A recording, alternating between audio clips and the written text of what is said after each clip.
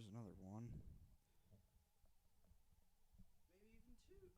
Oh gosh, that's another triple. Woo! What is that? 4-4? Eek. 2 runs, so 12-1.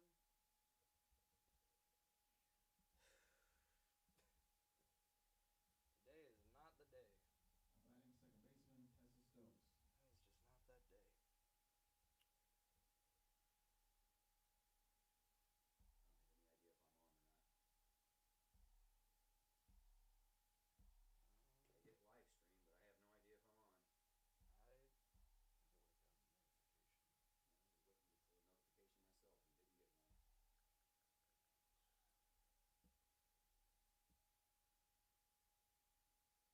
202 went live, but we are on. Catch that. Oh, KV. Another one. E9. Oh, man. All right, well, you gotta have a short memory. You Now don't batting center fielder, Matty Davis. take your lick and move on to Alton. 13-1, right?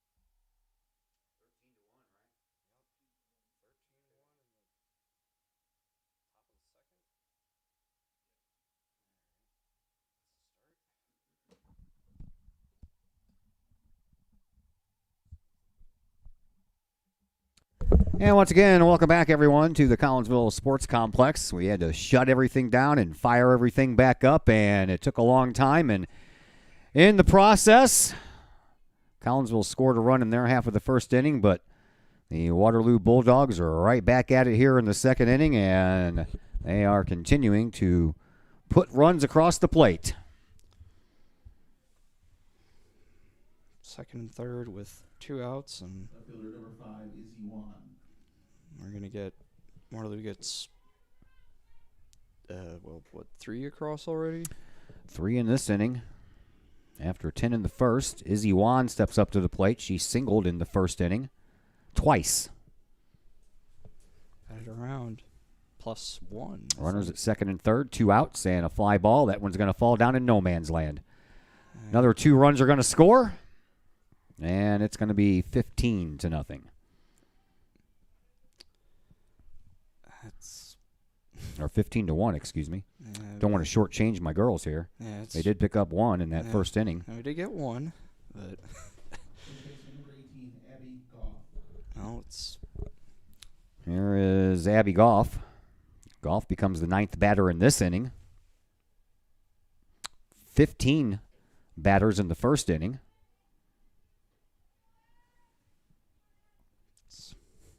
And it's not been a very pretty start to this game. Collinsville has already committed 3 errors in this inning. it's just that's the annoying thing. If they're just hitting like that, Yep. You Another can't- one they're between short and third.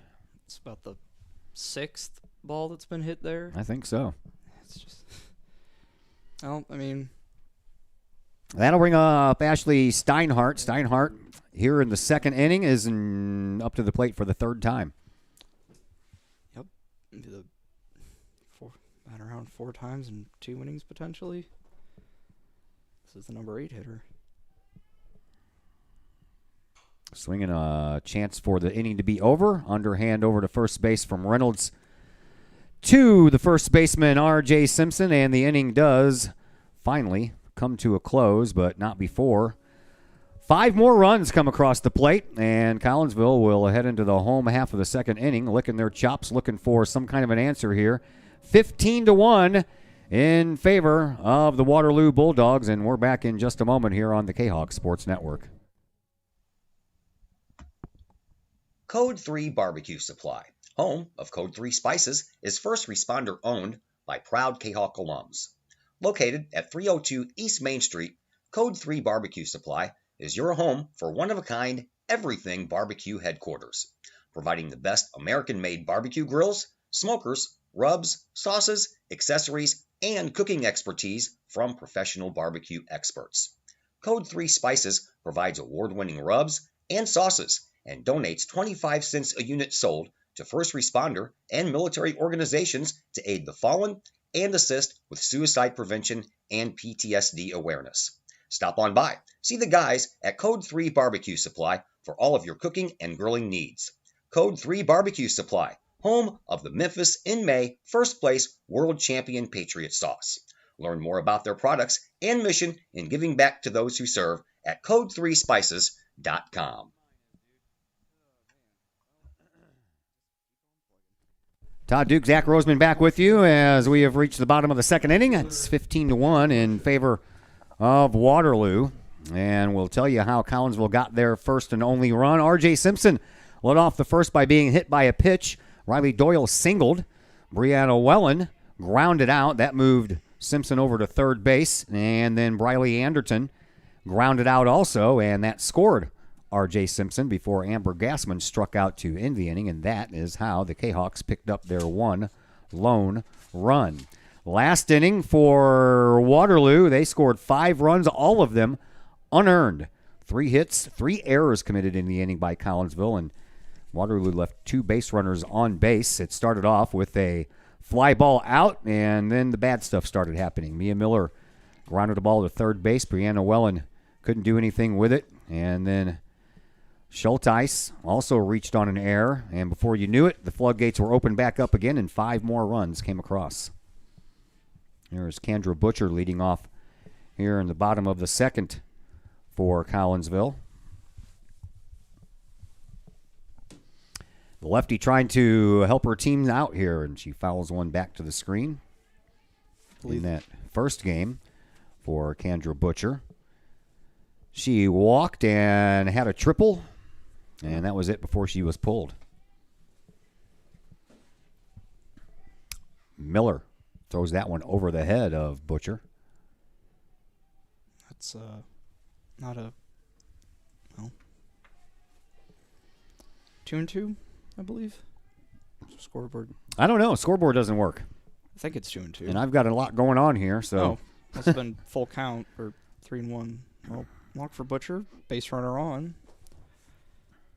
Just chip away. 1 walk and 1 strikeout for Mia Miller. Here is Jerica Asbeck. Young Miss Asbeck singled twice, both bunt base hits in that first game. One of them garnered her an RBI. Popped up in her last at bat, so officially she was 2 for 3.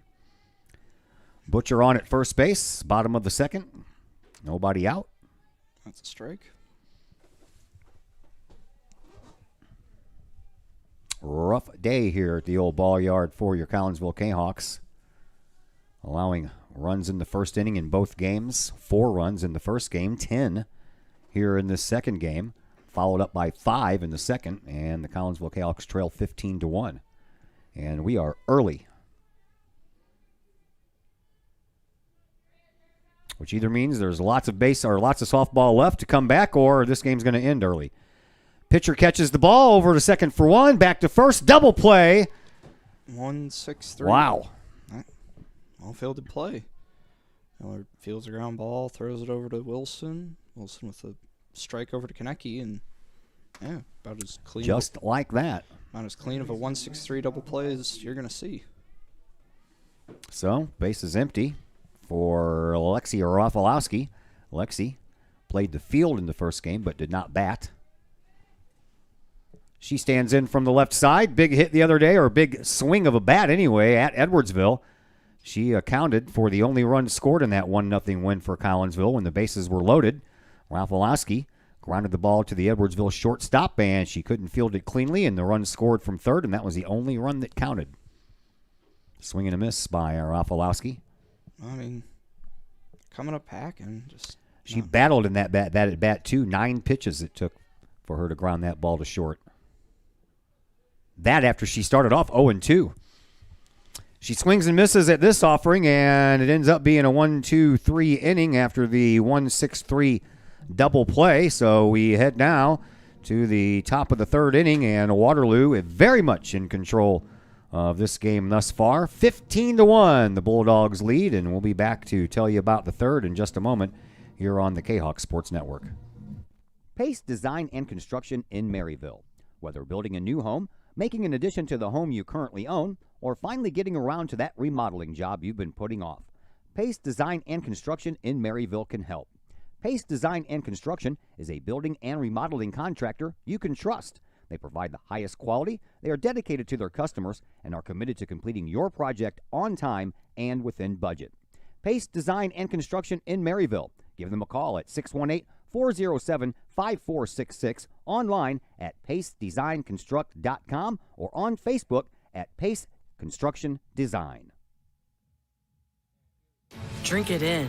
Powerful, vibrant, nutrient-rich fuel for healthy, active, experience-rich lives. So you can be your best self, live your best life, and rule the day.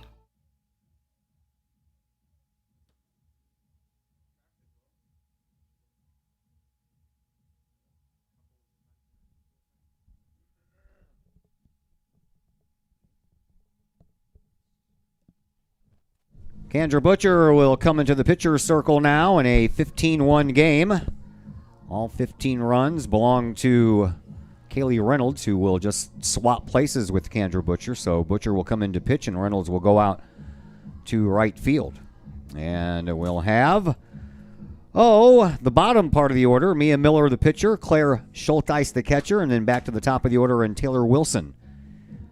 Wilson, she'll get to bat in this inning, and it'll be the fourth at bat in this game already. Fourth plate appearance, anyway. Yeah. I said fourth at bat, didn't I?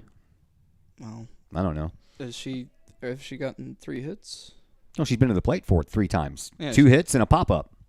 So she'll get her fourth plate appearance here in the third inning. Here is Mia Miller, who's already scored 2 runs in this game. And she slices one over to the second baseman, Rafalowski, and Rafalowski takes care of out number 1 on the first pitch of the inning. Oh, it's a good start, but it seems like we've been able to get the first batter out, and then all the bad stuff's happened. Here is Schulteis, who has scored a run in this game already as well. Reached on an error when she later came around to score. And an off-speed delivery fools her. Stayed low, though, I guess. They're appealing to the home plate or the first base umpire. He's down there having a conversation with the first base coach and didn't even know that they pointed at him to appeal. Yeah. I thought she swung. That's why I was like, why? Wasn't that a strike? Nah, it wasn't looking close. That's a strike. That honestly looked They're hot. still down there having a conversation. He's not even paying attention to the pitches, is he? Well, I mean, Down there having a good old time. Butcher ready with a 1-1 and it hits her in the back. ouch. Yes. Well, Kendra Butcher's 12th hit batter of the year. She came into today. She had 10. She hit a batter in the first game and hit Schulteis here in the second game. I mean, not much you can do except walk it off. I mean, Walk it off, rub a little dirt in it. Isn't that what they tell you to do, right? Well, walk it off, rub a little dirt in it. looks like she's okay. Yeah, she's still down there smarting a little bit, though. I mean, Moving those shoulders around, trying to get rid of the pain. Here is Taylor Wilson, the leadoff batter for Waterloo, in her 4th plate appearance here in this game, and we're only in the top of the 3rd. Wilson has singled twice, scored twice, knocked in 2 runs, and then popped up in foul territory not as high. to R.J. Simpson to get her first put out here in this game. Foul ball out of play off the first pitch. Runner at first, 1 away. 15-1 in favor of Waterloo. Here's the pitch and another foul ball out of play, pretty much the same spot. I'll be out into the batting cages. Still playing a doubleheader over on the JV field, too. First game, I think, was a loss. Don't remember what the score was off the top of my head.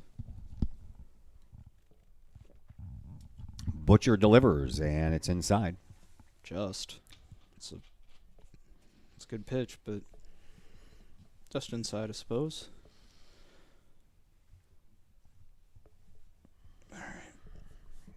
Butcher has her sign, brings it outside corner, called strike 3, and down on strikes is Taylor Wilson. Not the first strikeout for Collinsville, or did Reynolds have one? Oh, no, that is the first strikeout. All right. All right, we'll bring up Jane Kanicki. Kanicki has scored 3 runs here in this game. She tripled, knocked in a run in the first, scored a run as well, and also in that first inning she had a 2 RBI single. So she had 3 RBIs in 2 at-bats in the first inning, and then what do you know? She tripled and knocked in another couple of runs in the second inning. She has had 4 triples here this afternoon. I mean, this is a pretty big park, and she's been hitting the ball well all day.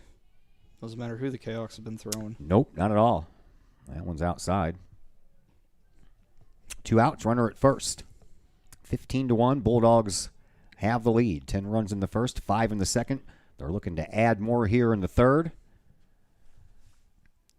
Collinsville trying to stop that from happening. Pitch. Swinging a high fly ball. Center field slicing away from the center fielder, Gassman. That's going to roll all the way up against the wall, and another triple. Can you believe it? 5 triples on the afternoon for Jane Kanicki, and she has 6 runs batted in here in this second game of the doubleheader. I know, I'm dumbfounded. I'm like you. I'm like, what? Huh? I mean, 3 triples in this game, 2 in the last game. I mean, It's like, come on. you just gotta tip your cap, and Yeah, pretty much. now she's been hitting the ball. How much more you can do? That's a great pitch. That was an awesome pitch. That totally fooled Tessa Stokes. Stokes has scored a couple of runs in this game. She had an RBI ground out in the first inning. Singled and scored in the second, or excuse me, also in the first, and then reached on an error and scored in the second. Which is just high, I suppose.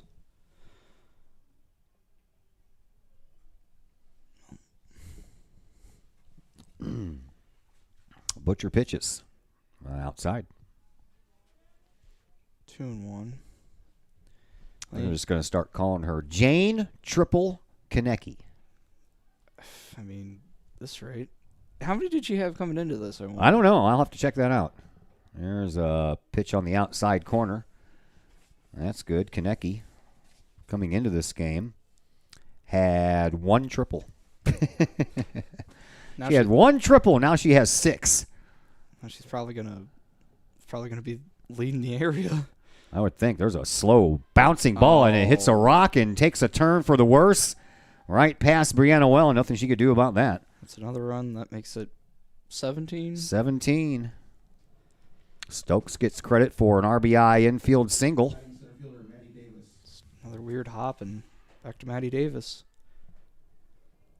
Well, now we're in the ultra mercy rule I don't know. situation. Davis takes one on the outside corner for a called strike. Davis has back-to-back-to-back singles in this game. 2 in the first, 1 in the second. She scored 2 runs and knocked in 1. Stokes is over at first with 2 away.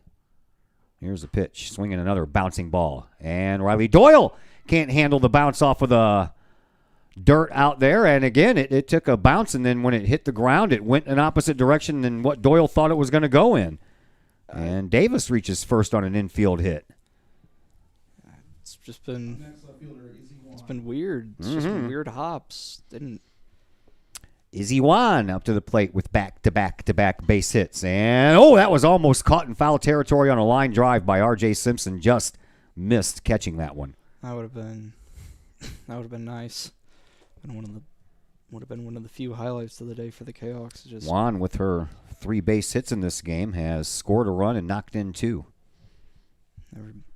seems like everybody's getting hits. Everybody's getting on, and pretty much everybody's scoring.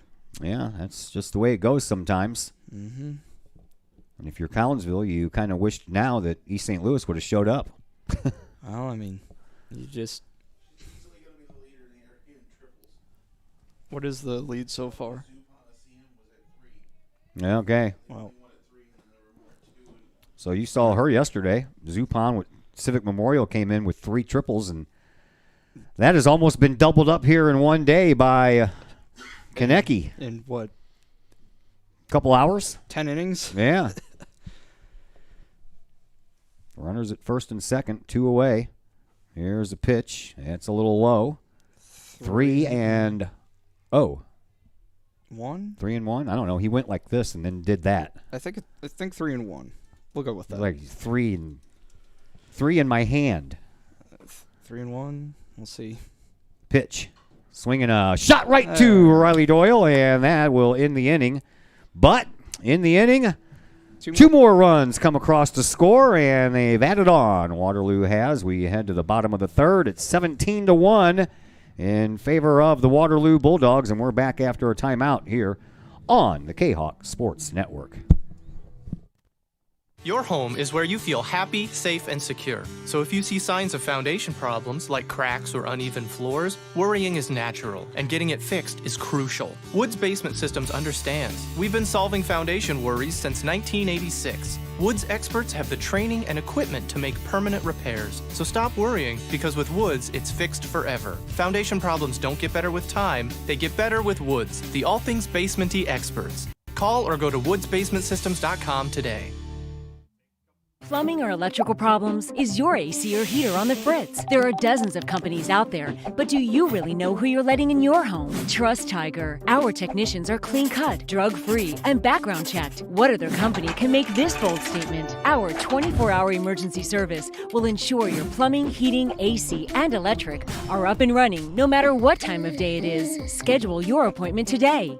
Tiger Plumbing, Heating, Air Conditioning, and Electrical Services. We earn our stripes every day.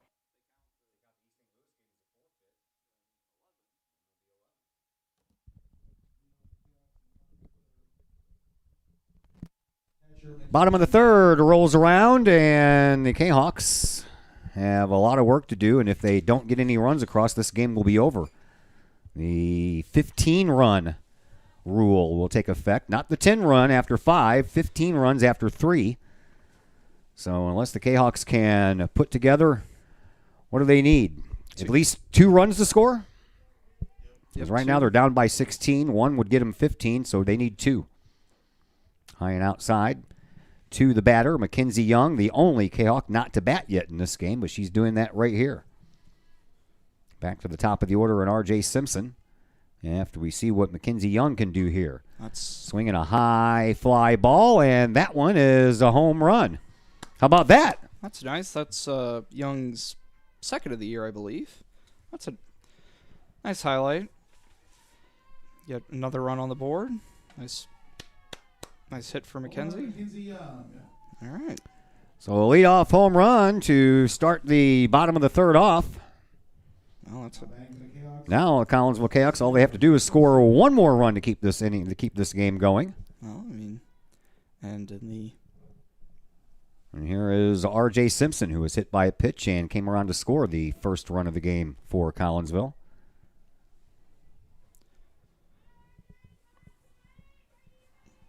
R.J. from the left side fouls it, and nice try. That's a fair ball, they're going to say. And now they're going to throw over to first base, not going to be in time. That was a nice sliding try there by Jane Konecki coming down the first baseline. They said it was fair, and everybody just kind of RJ thought she was going to come back to home and try it again. Coach Mason's gonna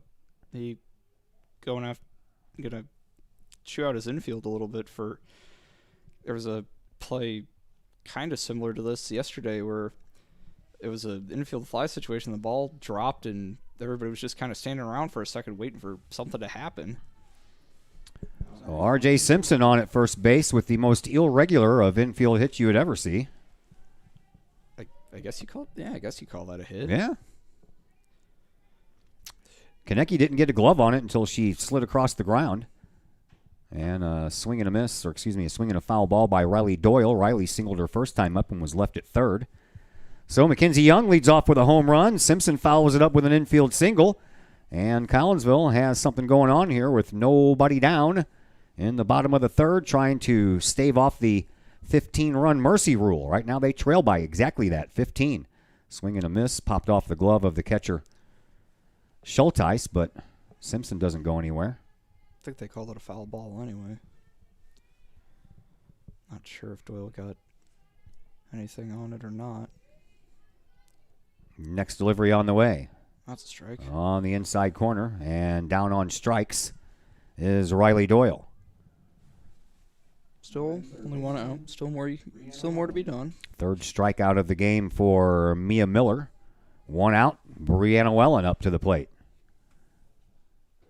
Bree looks at one outside. Throw down to first base, and Simpson's back in there. Wellen. Grounded out to the second baseman. Stokes, her first time up. Had a really good day yesterday. There's a base hit. And a base hit by Wellen. We'll keep this inning going. Simpson stops at second. Wellen on at first with a base hit. Congratulations to the Lady Kahok soccer team. They beat Alton Marquette today 3-1, and I believe that the Lady Kahawks are 3-0 in the Metro Cup Challenge. I think that's their third win in a row. Brings them to 6-4, I think. I believe so. Have our first soccer game in a while on Tuesday. They've been in this Metro Cup all week long on the road. So yeah, they went and played. They went to Mascoutah. I think played Mascoutah, and then they played. I think they went to Edwardsville to play Granite City. Yep, swing and a miss by Anderton, who grounded out and knocked in R.J. Simpson on the ground out in the first inning. I think the Alton Marquette game was at Columbia. I think. I believe so. And a foul ball back to the screen. We'll put Anderton in an 0-2 hole. Amber Gassman waits on deck. Kahawks got runners on first and second with one out, trying to get at least one more run home here, or this game will be over. Well, I mean, get another couple runs and just chip away and try to make it respectable. Slow roller to the pitcher. She hits it with the toe of her shoe, and then can't do anything after that. And Collinsville has the bases loaded with one out. Call it E1. I suppose. It is an E1. First error committed by Waterloo in this game. Bring up Amber Gassman with the opportunity to make it, well, not really get the Kahawks back into it, but make it more respectable anyway. That looked a little high, but called strike anyway. 4 hits on the afternoon now for Collinsville. Amber Gassman was a strikeout victim her first time up. And she has the bases loaded with one out. Pitch, a swing and a miss. Strike 2. Good cut, if nothing else. And then you have the Butcher on deck, and she's had some success today, so. Next pitch to Gassman, swinging a foul ball down first base side. And we'll do it all over again. Yeah, kind of in on her hands a bit, but got solid contact on it. Just straighten out a bit.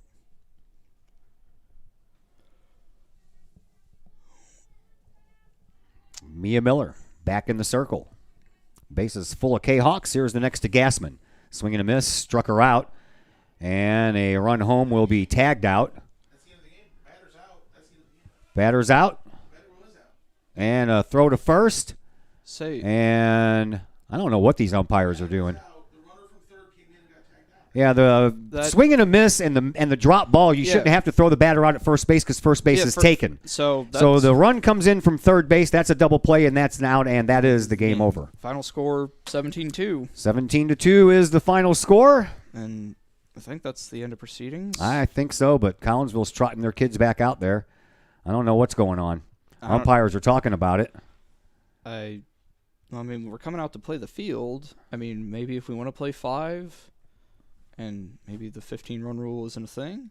I don't know. Kahawks are coming back out there. They are. Not sure what we're doing. I don't know what we're doing either. The umpires are still talking about it, so you know what? We're going to go ahead and take a break, and we'll figure it out when we come back from break. How about that on the Kahawk Sports Network? All right. At Visionary Wealth Advisors, we empower you to see your future before it's your future, to create your inheritance,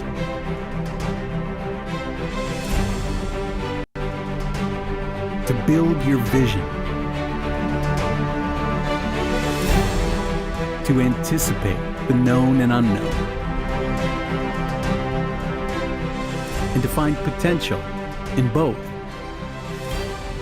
and build new dawns. Visionary Wealth Advisors.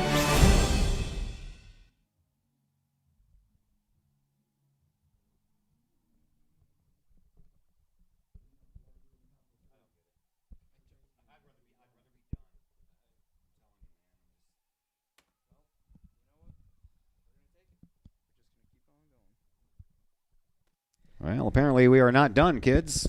Top of the fourth. Everybody's still playing. Maybe the 15-run rule isn't a thing. It is a thing. I'm pretty sure it is. Well, to my knowledge, it was, but Yeah. Not a clue.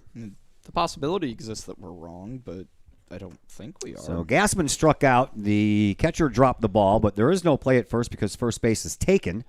Wait, then oh yeah, because there was one out. Yeah, so she would have been out automatically, and then the runner advanced. And then Doyle got tagged out coming home trying to score on the play. That ended the inning. Yep, and that's why we were now in the top of the fourth, although we all thought that this game was over after the 15-run rule. But I don't know. Maybe that got changed somewhere along the way, and nobody told us about it. And I think the umpire's out of softballs, so. Well, that can't happen. I guess now we have to wait for somebody to go get that ball, or. Yeah, they brought a couple out from the Kahok dugout. We're ready to go. All right. Abby Goff leading off here. She has a couple of singles in this game, and she has an RBI and a run scored as well. 15 after 4. Oh, okay. After right. 4. I thought it was 3 and 5. That's outside and maybe a little low. Makes more sense to be inning 3 and inning 5 because you separate the two by an inning, but okay. Well, so 3 and 1 the count. 3 and 1 the count to Abby Goff. We'll get it all figured out. Here's a pitch. That's right. Strike called. Right down the middle. Full count to Abby Goff with Ashley Steinhardt waiting on deck. So 7, 8, 9, right? 6, 7, 8, 9. Well, 6, 7, 8, and then 9 if anybody gets on. There's a bouncing ball for Doyle. She gloves it and throws over to first base in time for the out. 1 away. All right. Well, it's a start. It's a start. Bring up, Kylie Hecht is going to bat. What a surprise. I guess they're going to make it a substitution. She's run for... Well, no, she's run for Miller. Or has she? Hecht had a single while she was in there. Her and Mia Miller took a couple of at-bats in the 8th spot. Last game. Now Hecht batting in the 7th spot for Steinhardt, who pitched the first game and was playing right field in this one. Maybe they'll... Oh, I mean, did she play at all out in right field? Or did they just bat? I don't know. No, she played out in the field. Well, maybe they'll just take Steinhardt out and rest her up for their next game. It's, I don't know, maybe Monday, maybe Tuesday. I don't know. 2 and 1 the count to Hecht. And the next pitch coming from Butcher. Chance for the second baseman, but just patched the outstretched glove of Rafalowski as she was running to her right to track that one down. And another base runner for Waterloo will bring up the pitcher, Mia Miller, who has reached on an error twice, came around to score both times, and grounded out to Rafalowski in her last at bat. Yeah, on that ground ball, I mean, if Rafalowski's not going to get to it, pretty much nobody is. That should be a strike. On the outside corner. Should have been a strike. Called a ball. No, it was a strike. Was it? I think so. I don't know. Umpire put his arm up anyway. I had somebody over my shoulder. I was looking to see what was going on, so I wasn't watching. I'm like, who is that over my shoulder? Swing and a miss. Beth Ann Schneider, of all people. Maybe looked like she was maybe checking JV. Checking the JV game, I'm guessing. Or maybe I don't know what she can see from this window. They're still playing. That's about what she can see. Oh. That one's outside. Just. It's close. Well. Butcher. Back in the circle. Ready for another pitch. High fly ball. This one's out of play. This time the umpire does have an extra softball available. Now he has another one. I think they went and got all these foul balls and brought them back finally. There's another one. So I think you want to have 2 at any one time, but now the umpire has at least 3. Runner at first, one out. Here's the pitch. Swinging a shot to Wellen. Wellen scoops it up, throws over to first base in time for the out. 2 away. Runner moves down to second on the play. It's a smart play by Welland, knowing the runner. Take the time, set her feet, and made a clean throw over to Simpson for the out.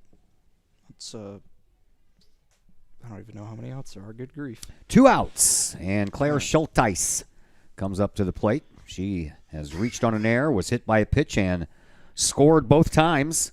Other than that, she popped up to Rafalowski in the first inning to make that inning's second out. Sometime after they scored about 8 runs. Swing and a miss. Nice. That off-speed pitch from Butcher when it's on is pretty much unhittable.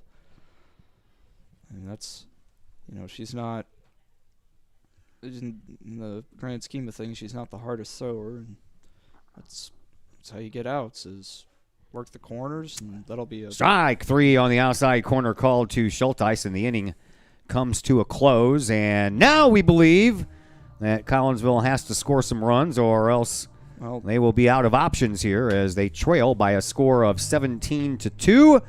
As we head to the bottom of the fourth, the Bulldogs very much in control of this one. We'll be back in just a moment here on the Kahok Sports Network.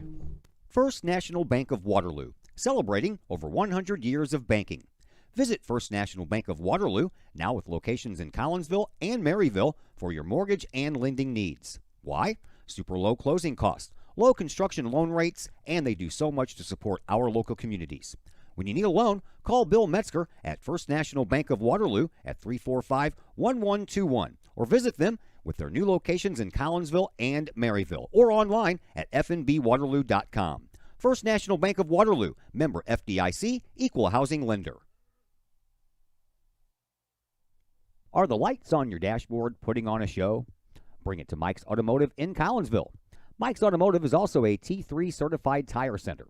They can handle all of the basics like oil changes and tune-ups, and the not-so-basics like complete engine rebuilds. Mike's Automotive also has 24-hour towing and has 3 locations: Millstadt, St. Louis, and in Collinsville. The Collinsville location is at 1150 St. Louis Road, just blocks from the high school. Or call 345-0611, online at mikesautomotive.net, and Mike's Automotive on Facebook. Kendra Butcher will lead things off here in the bottom of the fourth for Collinsville as Kylie Hecht stays in the game and takes place out in right field. And for Butcher, she walked and then was erased on a 1-6 put out inside. I thought that hit her. I don't think so. 17-2, bottom of the fourth. Jayhawks need to score at least 1 run or this game will be over. I know you heard me say that last inning, but we looked up the rules in between and we figured it out. It's 15 after 4. 15 after 4, 10 after 5, and a shot down the third baseline, but foul. She straightens that out, and that's going to be rattling around down in the corner for a little while. And Butcher's fast enough. That could be a triple or a double anyway. And we Butcher, Asbeck, and Rafalowski here in this inning. If anyone can get on, the number 9 batter, Mackenzie Young, who has a solo home run in this game, will bat. That'll stay up, and that'll bring the count full, I think. You are correct. All right. 3-2 to Butcher. Here's the pitch from Miller. It's inside, and there is that 1 run on base that we need to keep the inning, keep the game going. I'll bring up Jarek Asbeck. Jerica Asbeck, second walk issued by Miller to go along with her 3 strikeouts. Asbeck hit into a 1-6-3 double play. Back in the second. Well, So much for that threat of rain, huh? yeah, I mean, we looked at the radar, and it just seemed like there was some stuff down in the southeast Missouri area, and then there was some stuff up north of us out towards Springfield, and Yeah, it's gonna. and it just kind of went around. It's gonna do the nighttime thing. Just kind of went around the St. Louis area. Swinging a foul ball straight back to the screen. We're supposed to get some thunderstorms coming through here about 3-4 o'clock in the morning, though. Well, According to the last weather forecast I got to watch on the news, anyway. But things change. If you don't like the weather here, wait 5 minutes. mm-hmm. Runner at first, swinging a base hit in the gap. That's going to get Kendra Butcher all the way to third, and it's probably going to score her. It is going to score her, and there's the one run Collinsville needed to keep this game going. And they get it off of an RBI double by Jerica Asbeck. Well, that's a nice piece of hitting. Just sure is.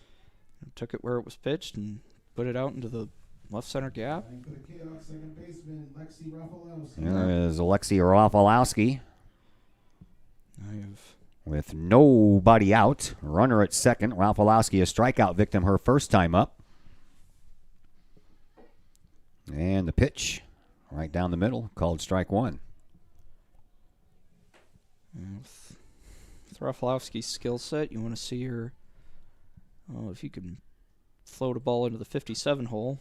That one's going to find a way through, and a nice job by the shortstop over there, Taylor Wilson. She backhanded it, but once she righted herself, there was nowhere that she could throw it because Asbeck stayed at second, and there was no way that she was going to be able to throw Rafalowski out with her speed at first base. So back-to-back base hits have put Kahawks on first and second base with nobody out and a run already home. Yeah, that's what Rafalowski does. I mean, she's fast. That'll get out of play. Young fouls one just across the fence in the first row of the visitors' cheering section.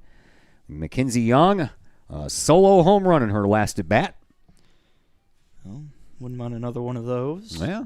Put it out in left field, out towards the Extreme building out there. Pitch, swinging a bouncing ball to the third baseman. She drops it, but she picks it back up and steps on third for the first out. So it'll remain first and second with one out. So 5 unassisted on the fielder's choice, and that'll bring us back to the top of the lineup and R.J. Simpson. So Young is at first, Rafalowski's at second, and back to the top of the order in R.J. Simpson, who has been on base twice, scored the first run for Collinsville after being hit by the pitch. Well, I mean, hit one out yesterday. Wouldn't mind another one of those.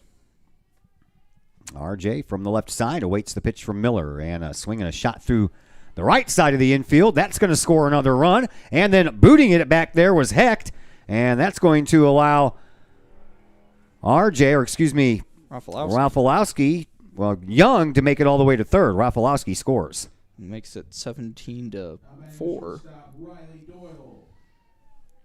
So Simpson with an RBI hit. And runners at first and third for Riley Doyle. Offers at the first one and misses it. Didn't go around. I'm trying to do too many things at once here, man. Well. 17-4. I got to update my scoreboard before people start yelling at me. Oh, no.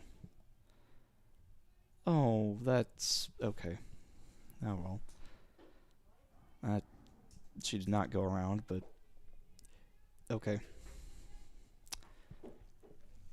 All right, well, you deal with the call and you don't complain too much. And a hitter. I think so. Yeah, like she fouled it off of her foot. It looked. I tell you what, these umpires, man.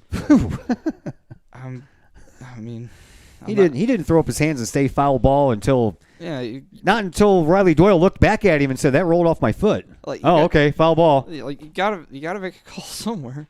Swinging a high fly ball down the first base line to third base line. That one's going to roll all the way to the wall. Scoring from third base easily will be Mackenzie Young. On her way home is R.J. Simpson, and she'll score as well.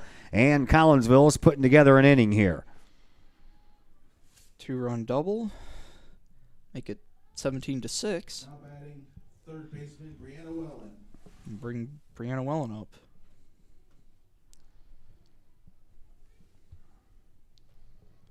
So a runner at second base, and pitch is low. We do have one out. Yeah, one. Okay. Thought for a second there could be two, but Swing and a miss by Wellen, and Brianna grounded out in her first at bat and singled in her second at bat. 4 runs home here in this bottom of the fourth inning. As helped Collinsville extend the game, they won't be 15-run ruled, and they will probably not be 10-run ruled. And that one's off of Hecht's shoulder, and She stays with it, but scoring all the way from second base is going to be Riley Doyle. And Collinsville now trails by 10 runs on an RBI base hit by Brianna Wellen. Make it 17-7 football score. And Coach Mason is going to head out and talk to his pitcher. And I don't know if you want to bring Steinhardt in at this point or not, but I'm going to bring the whole infield in. And just a conversation right now. I haven't seen him take the ball away from Miller. Steinhardt would have to come out of the dugout, and I don't think anybody's come out of the dugout. Coach Schmittling will bring the runners over. They'll have a discussion, and gonna wait around. Wind blowing pretty much straight out. It's the exact opposite of yesterday. It was blowing straight in, and it was blowing in hard at the beginning of the first game of the doubleheader yesterday, but by the end of proceedings, it had died down considerably. Appears that coaches have said what they need to say and get back to action. So Anderton will come to the plate. She'll be the 8th Kahok to bat here in this inning. Briley knocked in the first run of the day for Collinsville here in this second game on a RBI ground out, reached on an error back in the third and was stranded. Anderton has Wellen on at first base. 4 runs already home here in this inning. 5, excuse me. 17-7 is our score. And a pitch into the dirt, and Wellen's going to make her way to second base. Called that a wild pitch. That was in the dirt.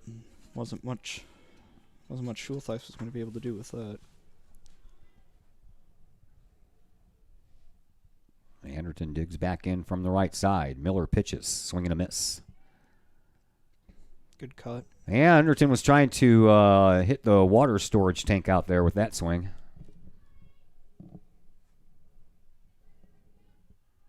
Anderton digs back in. Miller pitches. Shot right up the middle. What? Wellen is going to come around, and nope, they're going to hold her up at third. So it'll be first and third here for Collinsville. With 1 away for Amber Gassman. Gassman, a strikeout victim, both of her times to the plate here in this second game of the doubleheader. Amber Gassman. Well, gonna keep it on going, and Kahawks. This is the 9th batter of the inning, correct? It is. Stays high.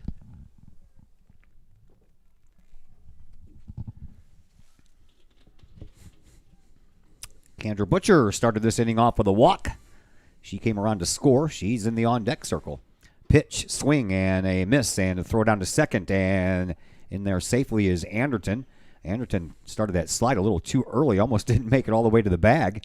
I think that was a ball. I don't think she went around. Okay. Called strike? I don't know. Foul ball. Right off I think it went right off of Schultheis's mask. I think. Looks like she's okay, though. Umpire will give her a little time to regroup as he takes care of a dusty home plate. He's going to check on her. Looks like she's okay. Gassman will step back in and 1-2 the count. Gassman has already struck out twice in this game. She'd like to avoid the third, and that's too late. She got called for the second time in this game. Twice looking, once swinging. That's the second out, and Kendra Butcher will bat with runners on the corners and 2 away. Notice the left fielder and center fielder playing pretty far back. Right fielder playing much more in. It's kind of interesting. Well, I mean, if she can take one the other way, put it in the... And they're giving her plenty of space out there in the off-center gap. Strike on the second pitch after she took the first one high. 1 ball, 1 strike the count to Kendra Butcher. Butcher has received a walk in both of her at-bats in this game. That's a strike 2 call, and she's down to her final strike. Well, I mean, runners on first and second. Another base hit would score 2 possibly. And that one stays a little high, 2-2.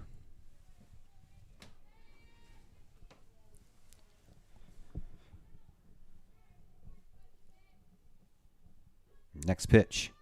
Swinging a slow roller. Third baseman. Goff is up with it and throws across the way for out number 3. And that is the way that inning number 4 comes to a close. But 5 runs come across the plate for Collinsville. As we head now to the top of the 5th inning, 17-7 in favor of Waterloo. And we'll be back to tell you about the 5th in just a moment here on the Kahok Sports Network. Drink it in. Just because we're adults doesn't mean we don't have toys, am I right? If your adult toys consist of boats, campers, or RVs, then you need to call the GASA storage team of professionals. Winter weather in the Midwest can be quite harsh, and finding a place to properly store those expensive toys for winter can be just as rough as a Midwest winter. That's where the GASA storage team comes in, with outdoor self-storage and covered storage for your toys. They even have tractor-trailer parking. Conveniently located at Horseshoe Lake Road and 111 in Pontoon Beach. GASA Storage, for the safe storage of all of your toys. Contact the GASA Storage team, gasastorage@gmail.com, or call today, GASA Storage Team, 618-797-6100.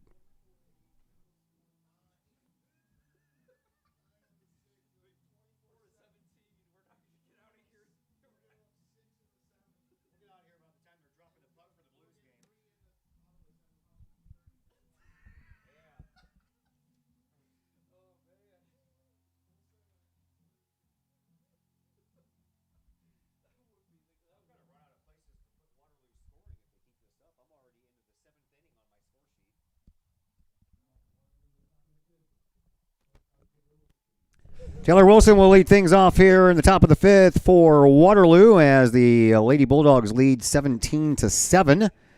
And Collinsville got 5 runs on 5 hits in that last inning to stay alive in this game. But now we're in the 5th, and that would be the 10-run rule, and Collinsville trails by 10 now. So they need to keep Waterloo right here at that 10 runs, and then Collinsville needs to peck away in the remaining innings. Here is Butcher. And a swing and a shot to Doyle. One hop and over to first and in time for the out. For who was that? Wilson. Wilson? Okay. My scorecard does not look very nice with all these batters batting 10, 11, or 12 batters per inning. And that was, here comes Mrs. Triple herself. That would be Jane Kanicki. She has 3 triples in this game. She had 2 triples in the first game. And, oh, by the way, she has a base hit in this game as well. So she is 4 for 4 with 6 runs batted in. She's having a day like Brianna Wellen had yesterday without the long ball.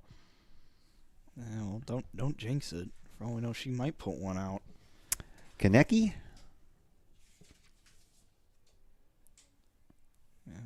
has, well, she leads the team with 4 home runs.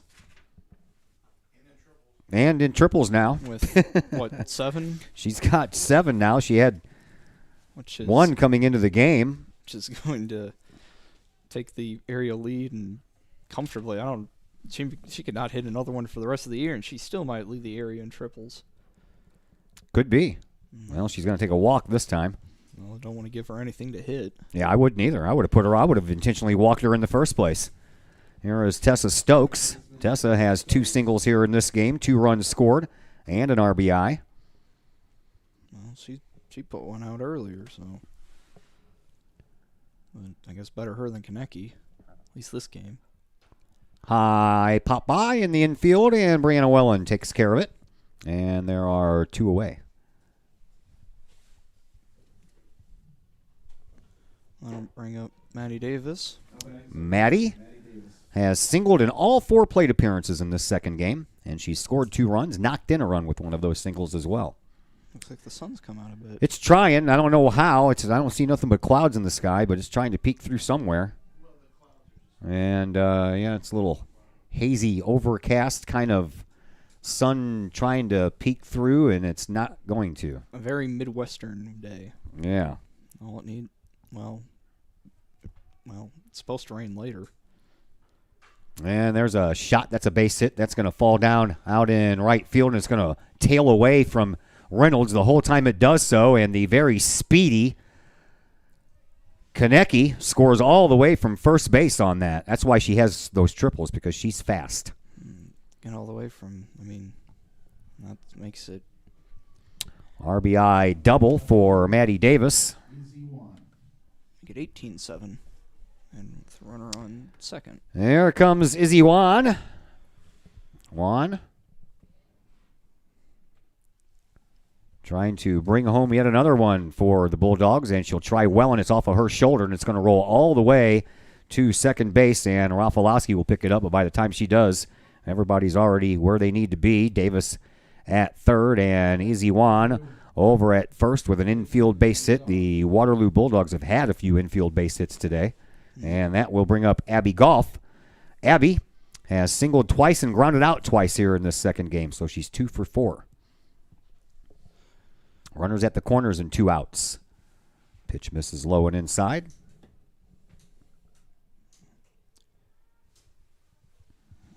Kahok track and field team was in action yesterday. I think they finished in 4th, didn't they? Third. 3rd? Third behind Edwardsville and Mascoutah by quite a bit, and I think they were like 1 point ahead of, I think, Belleville West, if I remember correctly. One of the Belleville schools anyway, and I'm pretty sure it was West. Next pitch on the way to Goff. Strike called on the inside corner. 1-1, I think. I'm going to have to dig up my old indicator. 2-1. 2-1. Butcher ready with the 2-1 pitch to Goff.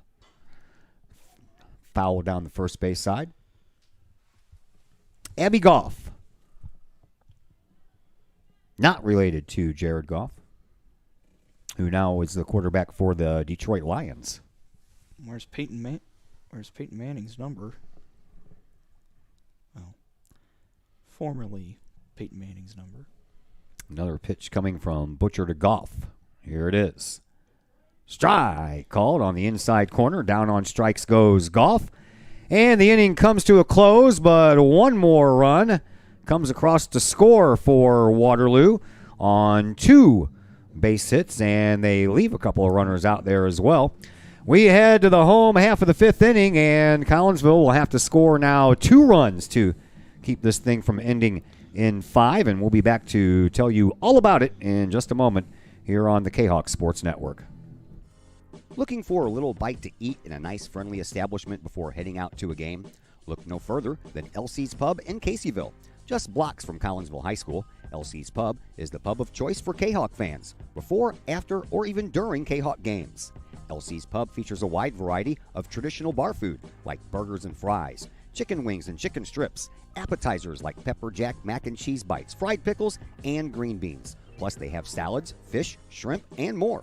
LC's Pub also features an outdoor patio, a gaming room, weekly poker tournaments, and a pool table, plus enough TVs for all the sports fans. And LC's Pub shows Kahawk games live, as well as Blues and Cardinals games. LC's Pub, 605 North Main Street in Caseyville, right across the intersection from All Pro Tees. Call for carry-out orders at 618-855-9007 and on Facebook at LC's Pub. LC's Pub, Kahawk fans' pub of choice. Jarek Asbeck leads off with a base hit down the first base line, and Collinsville is off and running here in the bottom of the 5th inning. Kahawks need to score 2 runs or this game will end, and here is Alexi Rafalowski, who singled and scored her last time up, and she looks at one on the outside corner for a called strike 1.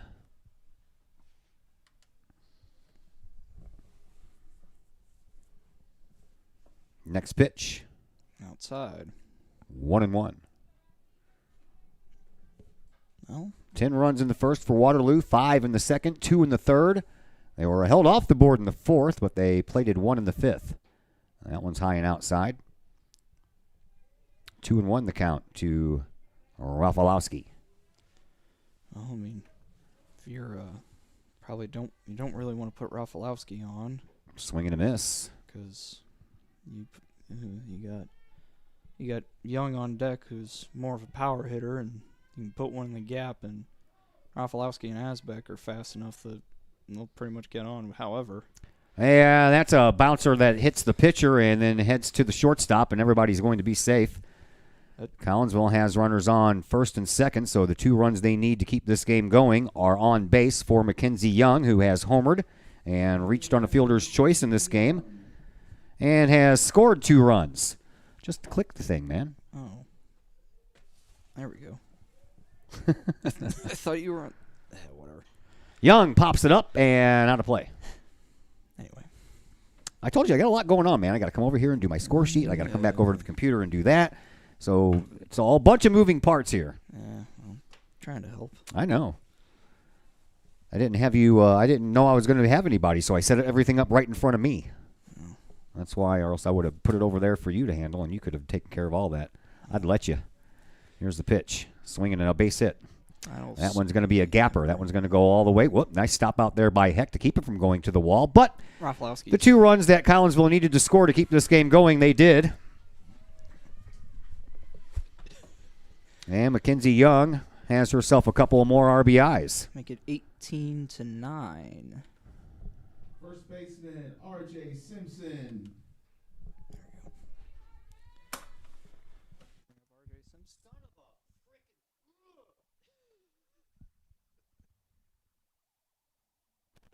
Foul ball off the end of the bat of R.J. Simpson, who has scored a couple of runs and has a couple of hits in this contest. And it's now 18-9 in favor of Waterloo with a runner at second base and Mackenzie Young. And the next pitch misses.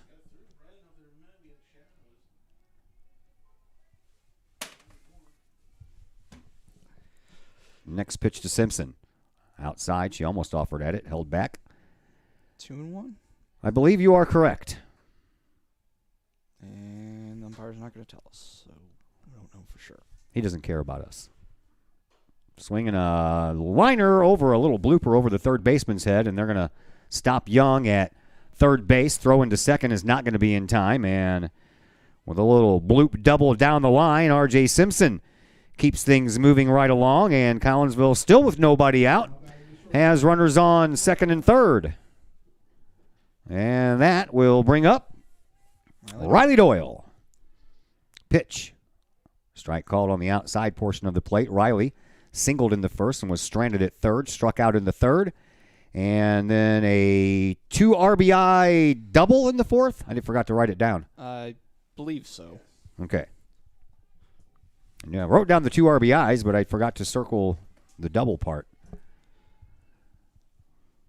Doyle looking for a ball to drive. She's got a couple more RBIs waiting for her if she can. That one bounces about 3 feet in front of home plate.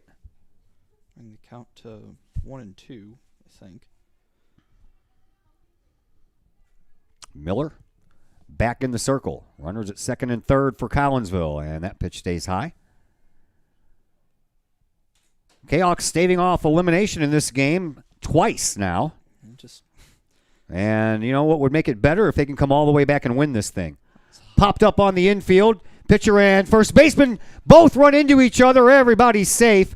And they're not paying attention at all to Mackenzie Young at third base because they were busy looking at each other trying to put the blame on each other, and she scores from third. So, all right, now Coach Mason will come out and... That's an error. I don't know.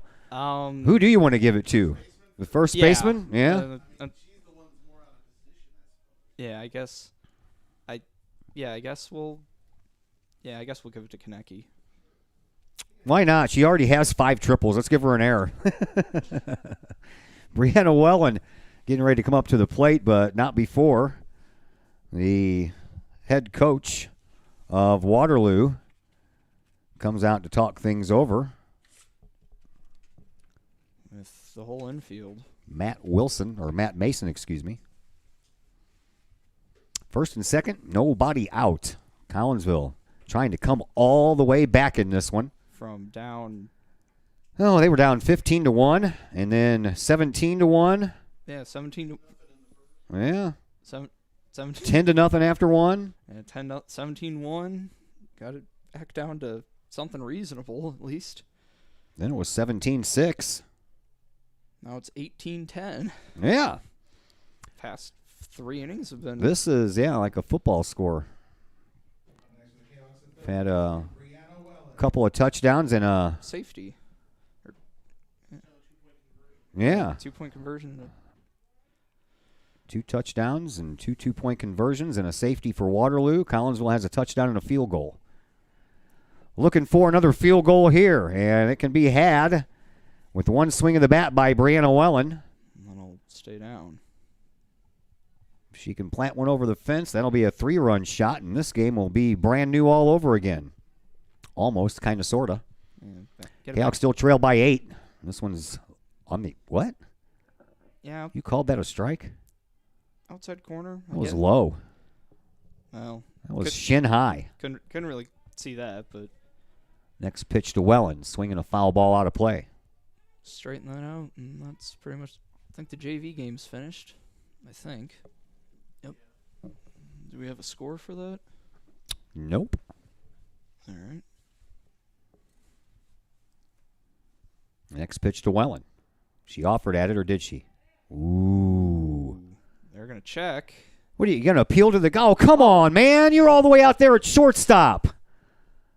How in the world can you call that from where you're standing? Oh, wait. Is that? That was strike 3. Oh, that. I'm not even sure that the field umpire was paying attention. I don't even think he was either, but he's standing right behind the shortstop. There's no way that he has the proper angle to determine whether that girl went around or not. Not a chance. That's frustrating. That is. First pitch to Anderton is a strike. Man, oh, man. Foul ball back to the screen. Anderton was all over that one. Well, that's just missed it. That's right on it. I got to tell you, I'm not very impressed with this umpiring crew. And Riley Anderton digs back in and outside. All right, so two losses for 12-0 was the first one. All right. Pitch. Foul ball out of play. It's not really in my nature to try not to complain about officiating too much, but I can. I'm just a broadcaster. It's the players and the umpire, or the players and the coaches who can't. That one's in the dirt. Anderton lets it go all the way back to the screen, and we'll move up on the play, will the runners. R.J. Simpson over at third, Riley Doyle at second. Anderton digging in there with a full count. Pitch coming from Mia Miller. Here it is. Outside. Oh, are you kidding me? Oh, ooh, that's a rough one. Man, oh man. Well, all right. Back-to-back strikeouts. On questionable. Yeah, both of them. Well, first one was a questionable check swing, and that one a bit outside. Oh, that went off the umpire. Simpson will come in and score. How about that? I guess, well, I don't know if karma's the right word, but make it 18-11. Well, we'll get down to third as well. And another pitch, swing and a miss by Amber Gassman. Gassman, unfortunately, has struck out all 3 of her at-bats here in this game. Looking to avoid the golden sombrero.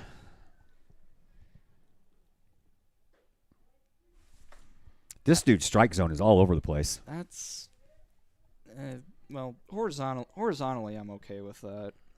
Vertically I couldn't really tell. And the golden sombrero, Amber Gassman will wear back to the dugout for out number 3, but in the inning, 4 runs come across the plate. Collinsville keeps their hopes alive for a comeback win in this one. As we head to the top of the 6th inning, it's 18-11 in favor of Waterloo. Cafe Agape serves up some of the best sandwiches, burgers, pork steaks, meatloaf, fish, and more in Collinsville. And yes, they still cater. Wedding receptions, luncheons, business meetings, and much more. And Cafe Agape is your destination for all of your holiday and party favorites, both main courses as well as delicious sides. Cafe Agape in Collinsville is the only place to pick up a Kahok sandwich or dog and the new Flamin' Kahok sandwich. Cafe Agape, check them out at 703 St. Louis Road. Give them a call at 345-CAFE. That's 345-2233. And don't forget to tell them Stewie sent you. First National Bank of Waterloo, celebrating over 100 years of banking. Visit First National Bank of Waterloo, now with locations in Collinsville and Maryville, for your mortgage and lending needs. Why? Super low closing costs, low construction loan rates, and they do so much to support our local communities. When you need a loan, call Bill Metzger at First National Bank of Waterloo at 345-1121, or visit them with their new locations in Collinsville and Maryville, or online at fnbwaterloo.com. First National Bank of Waterloo, member FDIC, equal housing lender.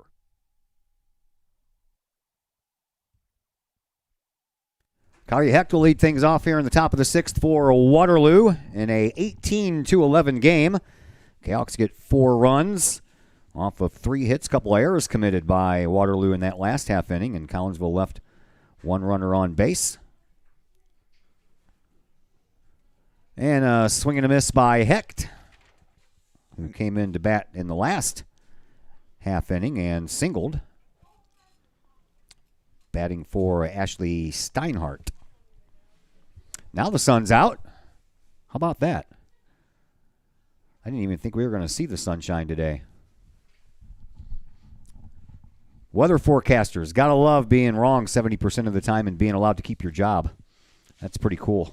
Oh, wasn't that the same thing for baseball players? The best players in the world fail 70% of the time? Yep.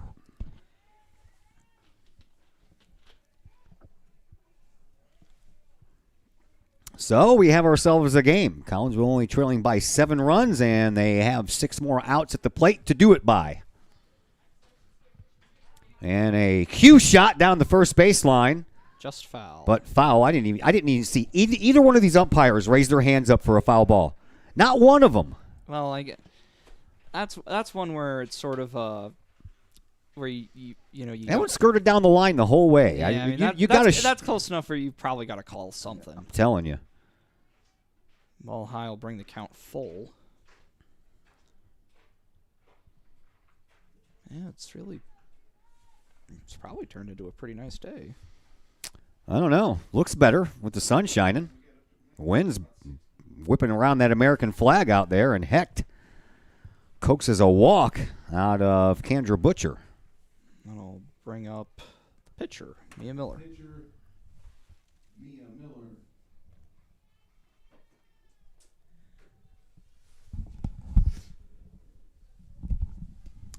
Miller digs in from the right side. She has reached on an error twice, scored both times, and she's grounded out twice. Once to Rafalowski at second and once to Wellen at third. Runner at first, nobody down. Waterloo looking to add on to their 18 runs that they have scored in the first 5 innings of this game. And there's another hit. That one's going to roll all the way out to Asbeck out in left field, and the first 2 have reached here in the 6th inning for Waterloo.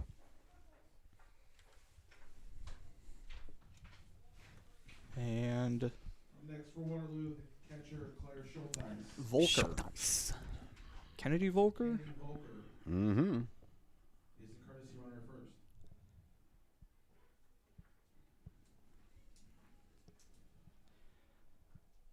I wonder. Pitch. That one's inside and Foul. off of the end of the bat. There's, I wonder. There's some,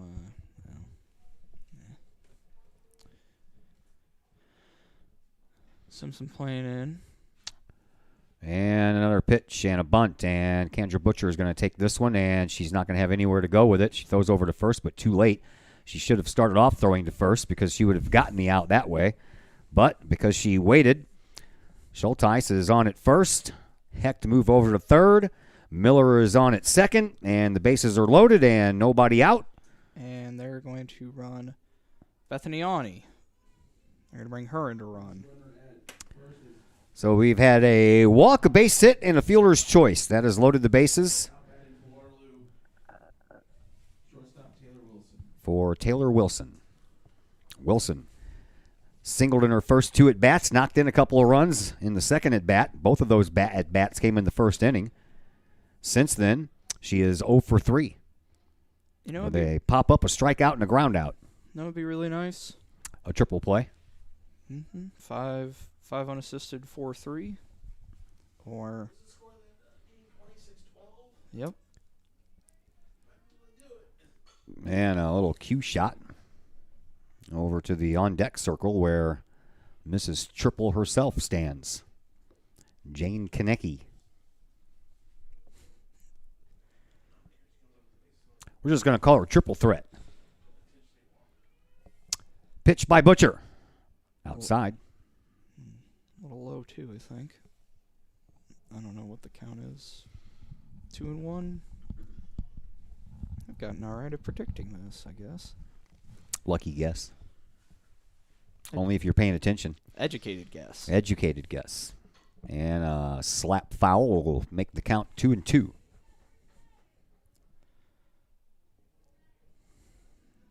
Been late on it.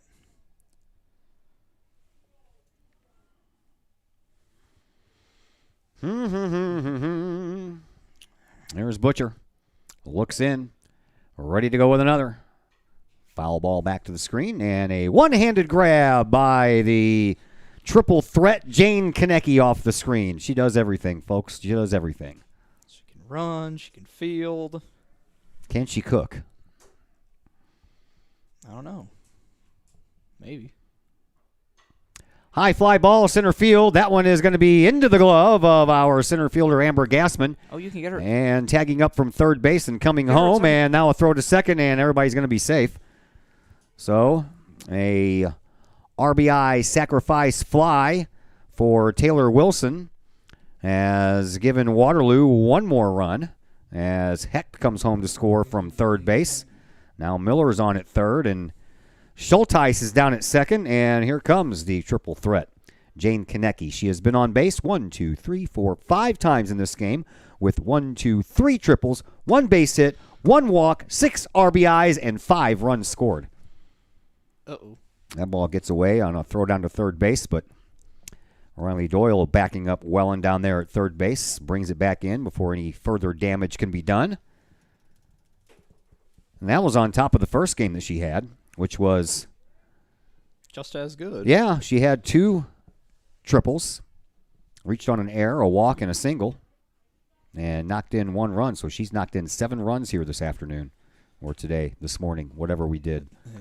Morning game, afternoon game, doubleheader thing. Runs being scored everywhere. Had a chance for a 4-inning game, then a 5-inning game, and here we are in the 6th. This has been a crazy day. And another base hit by Triple Threat. Is she going to make it to third on this one? And the throw comes in. She'll make it to second. How about a double? That's the only thing that she hasn't hit today was a double or a home run. 8 RBIs. Yeah. And that'll make it 21-11. I think. Now batting second baseman Tessa Stokes. Bring up Tessa Stokes. Stokes. Straight up in the air and probably going to hit. Scored a couple of runs in this game as well. She has an RBI as well, too. RBI single.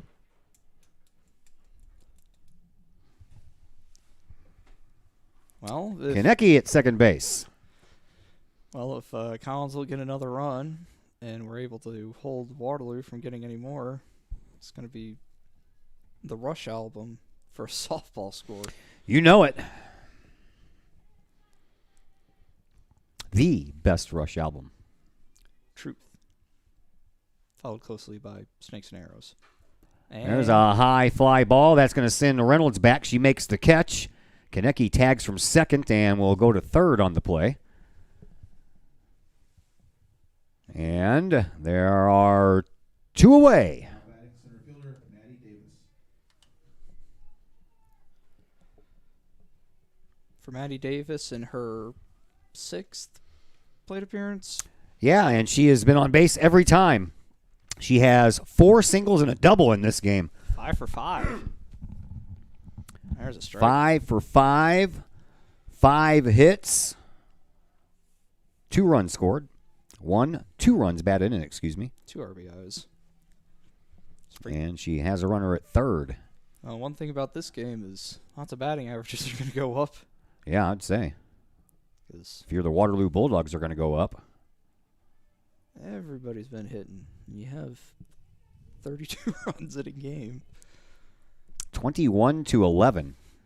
That is a football score. I don't know how you get 11, but we'll figure it out. There's a shot into Brianna Welland's glove. She'll throw to first and in time for the out, and the inning comes to a close, but not before 3 more runs come across the plate here for the Waterloo Bulldogs, and we will head to the home half of the 6th inning. 3 touchdowns for the Waterloo Bulldogs, and touchdown and a couple of safeties for Collinsville as we head to the bottom of the 6th inning, and we'll be back to tell you all about it in just a moment here on the Kahok Sports Network. The Times-Tribune, Madison County's longest-running leading independent newspaper. The Times-Tribune covers Troy, Collinsville, Maryville, and all the villages and communities of Madison County. From area city halls to sports, including the Collinsville Kahawks and Unit 10 District News. The Times-Tribune covers that and more. The Times-Tribune is a weekly hometown newspaper published every Thursday, and a 1-year subscription is only $40 for the printed and online editions. For more information, call the Times-Tribune at 618-667-3111, online at timestribunenews.com, or follow them on Facebook at Times-Tribune.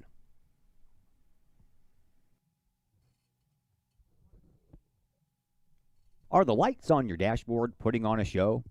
Bring it to Mike's Automotive in Collinsville. Mike's Automotive is also a T3 certified tire center. They can handle all of the basics like oil changes and tune-ups, and the not-so-basics like complete engine rebuilds. Mike's Automotive also has 24-hour towing and has 3 locations: Millstadt, St. Louis, and in Collinsville.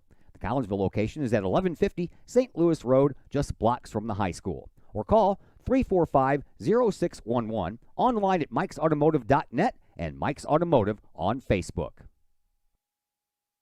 Kendra Butcher was the only batter that did not get to bat in the last inning, and she starts off with a little bloop single into center field to start off the bottom of the 6th. What is that, like the 3rd inning in a row that Kahawks have gotten on? That will bring up Jerica Asbeck. Asbeck has singled and doubled in this game and scored a run. Swing and a miss.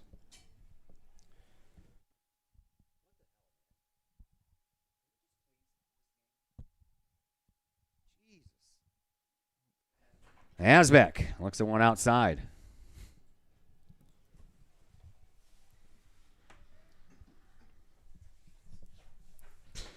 I'm going to get slap happy up here soon. I'm already starting to feel like I just have ended my 3rd day at the Prairie Farms basketball tournament.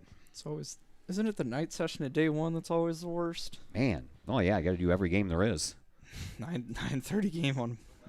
Yeah. 9:30 game on day 1. Yep, 9:30 game on day 1, and strikeout for Asbeck. Started it off with an 8 o'clock game, or excuse me, I don't even remember. I don't even know. Asbeck down on strikes. And here is Rafalowski, who has scored a couple of runs in this game. That's outside, I guess.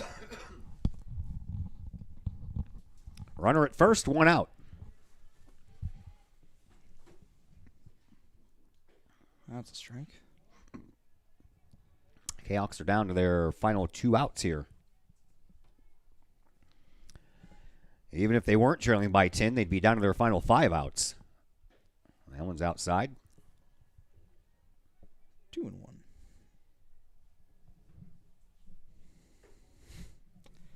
Rafalowski, the lefty, digs back in, and the pitch outside, 2-2. 3-1, excuse me. I'd like to thank you all for sticking with us through. It's been kind of an interesting game. And a foul ball will make it a full count.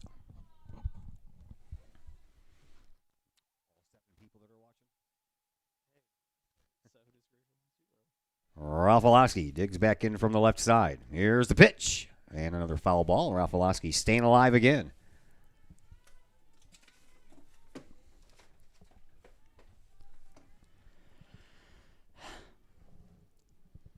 Lexi Rafalowski. And she gets hit in the head with it.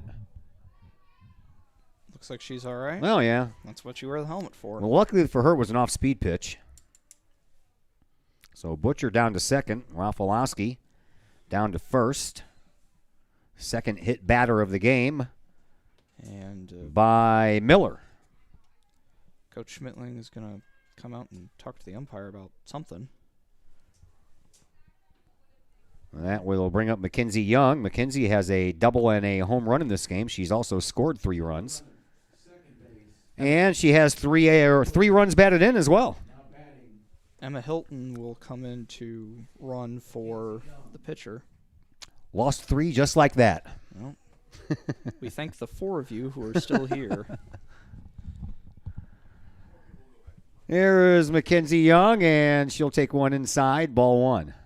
She had the arm up. That's I don't know anymore. You know what?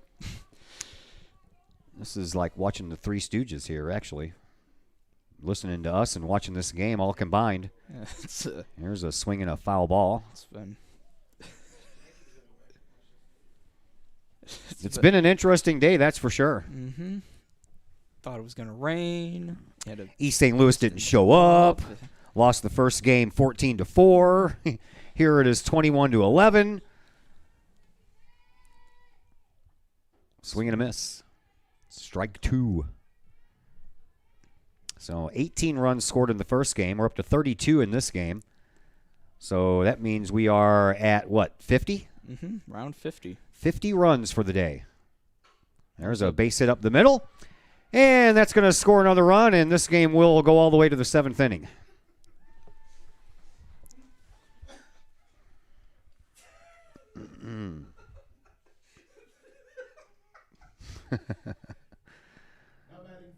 Oh, boy.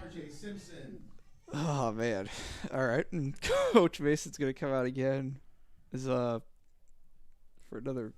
They're going to bring Marquardt in to pitch. Looks like. First and third for Collinsville with one away. They're going to bring in Marquardt to pitch. And we have a pitching change, so we will step aside for just a moment here on the Kahok Sports Network. Just because you... Lakeside Roofing in... The Collinsville Education Association is a proud supporter of KahokSports.com and the Kahok Sports Network. The CEA is your partner as they work to ensure quality education for our children. The CEA advocates excellence and equity in public education and represent over 400 educators in 11 schools in both Madison and St. Clair counties. For more information, you can visit the Collinsville Education Association's Facebook page or the CEA's website at collinsvillecea.org.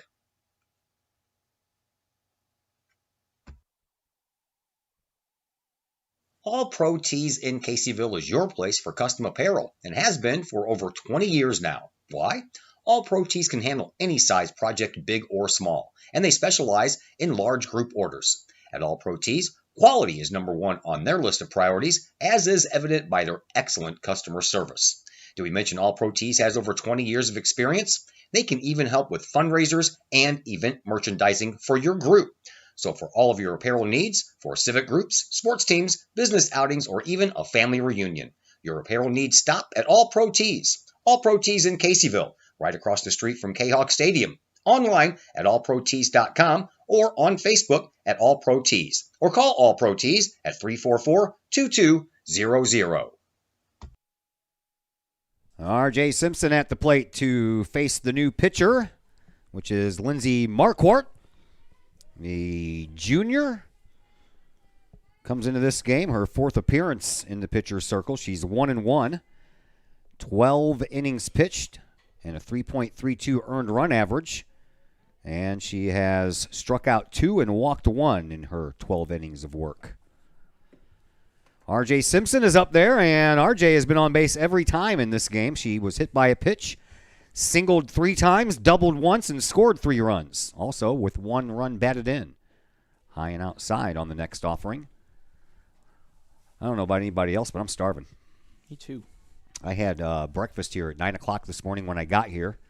Thinking that East St. Louis were going to be Yep, here. and haven't had anything to eat since. It's 4 o'clock in the afternoon. That hit her. Man, it did hit her. I saw the jersey move. Well, all right. I want to bat. All right, well, let her hit. Let her hit. High and outside. Brings the count back full. Runners at first and third. 1 run already home here. Did we get a run home? We did. Okay. Kendra Butcher came around to score. Make it 21-12. Everybody bust out your rush, ladies and gentlemen. We are the priests of the temples of Syrinx. of Syrinx. Rush, dude. Rush. Best Canadian band ever. Second greatest drummer of all time. That's right. Right behind John Bonham of Led Zeppelin. Don't you know? Well. Runners at first and third. Here's the pitch to Simpson. Swing and a miss, and RJ is down on strikes. 2 away. That brings up Riley Doyle. Riley on the afternoon, or in this game anyway, is 2 for 3 with a single, a double, 2 RBIs, and a run scored. Here's the pitch. That's a strike. Strike called. Young Mr. Roseman, I think I'm going to have to give you the next half inning to call while I have to go to the bathroom. You know, when you haven't eaten anything since 9 o'clock, but you're still up here sucking down Mountain Dew like it's nobody's business, sooner or later it catches up with you. There's a little slow roller out to the pitcher, and the run is going to score before the... Oh, that's not a time play. No? Okay. It's just a ground out. Normally they would do that, but that's a ground out by Riley Doyle. The play goes 1-3 for out number 3, and we head to the top of the 7th inning after Collinsville scores a run off of 1 base hit, make that 2 base hits. They left 2 runners on. We go to the top of the 7th. It's 21-12 in favor of the Bulldogs from Waterloo High School. Zach Rosen will be back to tell you about the top half of the 7th inning in just a moment here on the Kahok Sports Network. Brady Pest and Termite Management in Caseyville. Brady Pest and Termite Management is your local pest control source. The Midwest offers its fair share of pest problems, and Brady Pest and Termite Management is up to the challenge. Whether it's pesky rodents in the cold winter months or ants, spiders, and other pests in the warm months, Brady Pest and Termite is your solution. And termites? Brady Pest is tops in the Metro East in termite management. Do you have unwanted pests? Then call the best. Brady Pest and Termite Management in Caseyville. Call 343-1790 or on Facebook at Brady Pest and Termite.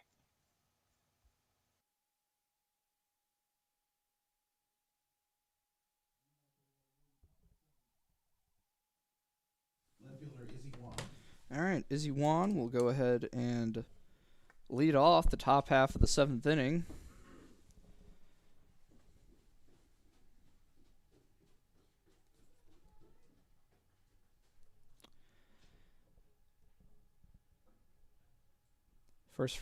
First pitch from Butcher. Inside.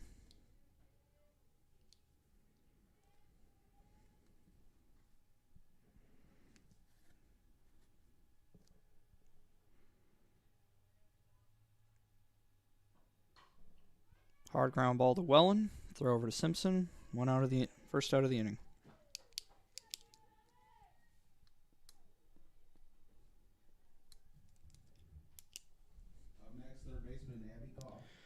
Next up will be Abby Goff.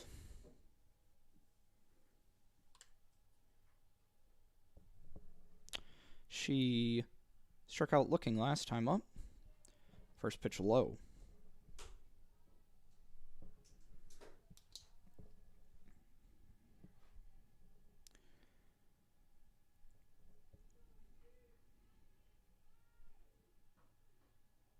All high. Goff ducked out of the way there. 2-0 the count. Goff will step back in. Butcher has the sign from Young. Here we go. Shot down the line, foul.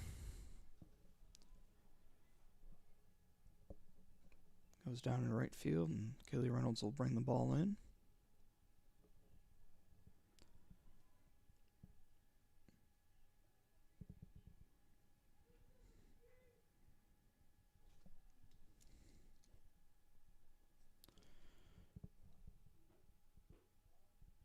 Just low. 3-1 the count to Abby Goff, the third baseman for the Waterloo Bulldogs.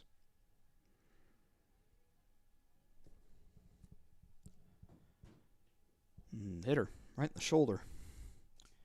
She'll trot down to first. Oh wait, let me just do that.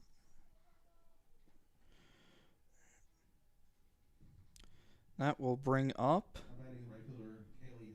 Kylie Hecht, who has reached twice on a single and a walk.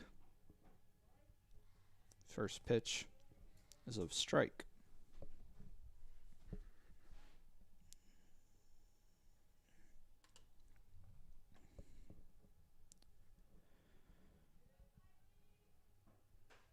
There's a flared ball out into the right center gap.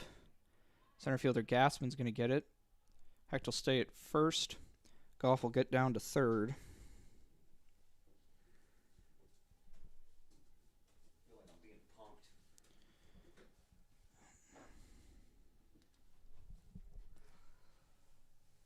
Welcome Todd Duke back in. 26, Mia Miller. Mia Miller will be up to bat. Fantastic. I'm back. Mia Miller, the pitcher. First and third, and ooh, man, that one almost hit the on-deck batter. Schulteis. She'll duck back behind the fencing there. I don't blame her. Neither do I. Butcher, ready with another. Swing and a miss. She took a little off, and Miller was way out in front of that one.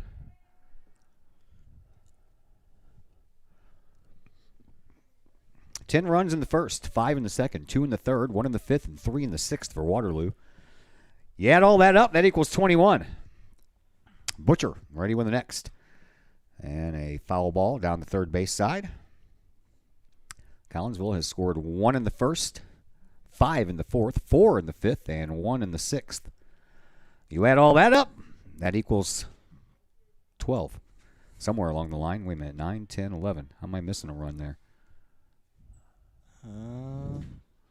We get 2 runs in the sixth? Is that what we did? 1 in the first, 1 in the third. Okay, the third is what I'm missing. All right. Okay. All right. I was missing one somewhere. All right. Butcher's ready with another pitch. And that one Stays stays a little high, I guess. 2-2. It got cloudy again. Mm-hmm. Sun came out for just a bit, just to remind us that it's up there. Runners on the corners, and here's the next pitch. Swing and a miss, and down on strikes is the batter, and the throw down to second, not in time. Stolen base for Hecht. 2 away. That'll bring up Claire Schulteis. Schulteis has scored 3 runs in this game. And she does not have a hit. Reached on an error, was hit by a pitch, and reached on a fielder's choice. First pitch misses the outside corner. Runners on second and third now. Butcher back in the circle. She delivers. And a slow roller picked up by Riley Doyle, but she tripped over her own foot, and a throw down to Wellen, who tripped over her own feet as well, trying to get back to the bag. So I guess You call that a hit? An error? That is an infield hit. All right. And an RBI infield hit for Schulteis at that. Shortstop Taylor Wilson. Run scores makes it 22-12. Hecht is over at third. Schulteis is at first. Leadoff batter Taylor Wilson steps in. Her 7th plate appearance in this game. That averages out to a plate appearance every inning, which is never good for the opposing team. And in this case, the opposing team is the Kahawks. No, I mean, the Kahawks. No, aren't some people for the Kahawks onto their 4th or 5th? Yeah, I mean, we've had a chance to bat around as well a couple of times, but nothing like this Waterloo team did there in this game.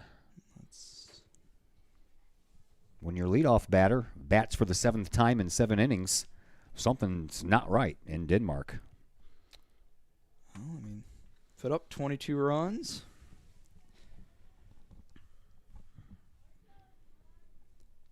Pitch. Low.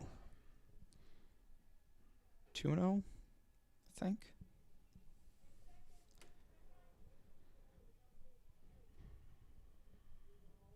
3-1. 3-1.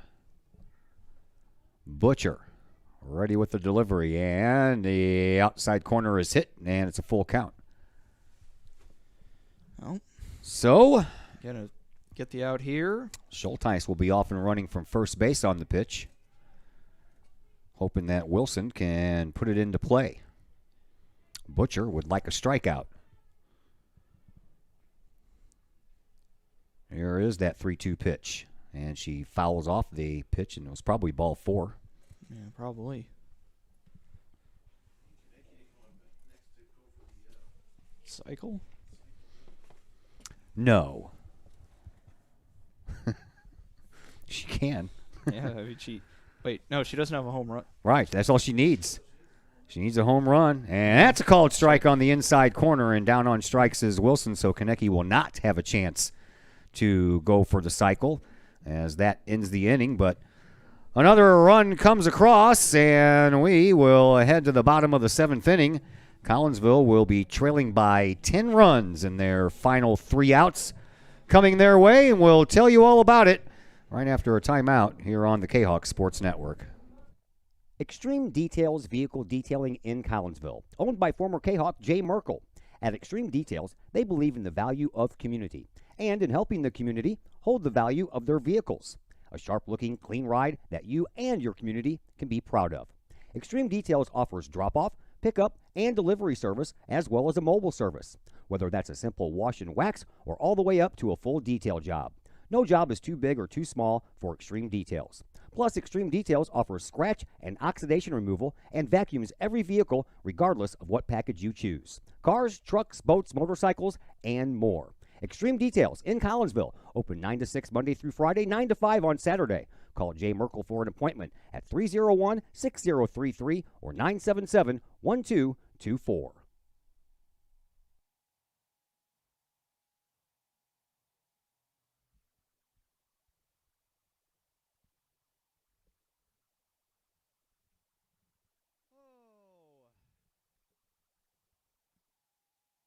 Back here at the old ball yard, Todd Duke and Zach Roseman back with you for the final half inning of this game, at least we think. The way this game's been going, though, who knows? For all we know, we could walk it off. Score 11 runs in the last inning, win 23-22. Yeah, that would be crazy, wouldn't it? Stranger things have happened. Here is Brianna Wellen to lead things off for Collinsville in the bottom of the 7th. And the pitch by Mark Quat is low. Ball 1. It'll be Wellen, Anderton, and Gassman here in this inning. If anyone can get on, Kendra Butcher will have a chance to extend it. Long day of Bay of softball here today, that's for sure. Supposed to get started at 10 o'clock. We didn't because East St. Louis didn't show up. So Waterloo, they were already on their way to play East St. Louis in the second game. By the time they got here, they figured out, well, East St. Louis isn't here, so let's just play 2. Let's play 2 against Collinsville. And we got underway about 11:10 in the first game, and it is 4:08, so we've been at it for 5 hours now. The second game is gone. When did we start that second game? Right around 2. Yeah. 2 hours and 8 minutes. more runs than I think I've ever seen in a live game anyway. This would be like a score after the first quarter of a basketball game. Yeah. Yeah, 22-12, yeah. Yeah. We have not been bored, that's for sure. Outside with the next pitch. Wellen hanging tough. Leadoff batter trying to get on for Collinsville, and it's a full count to Brianna. She gets on. I think that'll be like the 4th inning in a row that the leadoff batter's gotten on for Collins. I lost track. Something like that. That's low. Walked her. Got to start somewhere, right? Mm-hmm. That'll bring up Anderton. Anderton, a strikeout victim her last time up. She has a RBI ground out to her credit as well, plus a single and a stolen base. She's up there trying to get on because if you're the Kahawks, you need a lot of base runners. Pitch inside.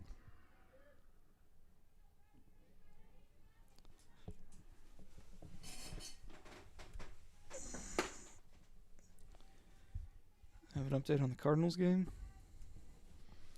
That would be him over there. He's probably watching it.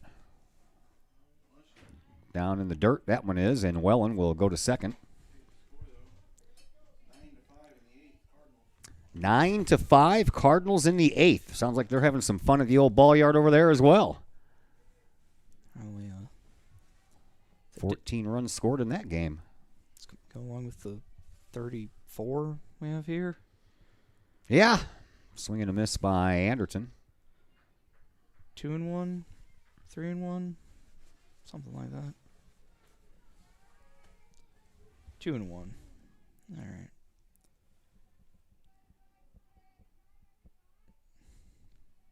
And the next pitch for Marquardt is a bouncing ball. Shortstop gloves it, spins, and throws for the out. That was a nice play there by Taylor Wilson. Mm-hmm.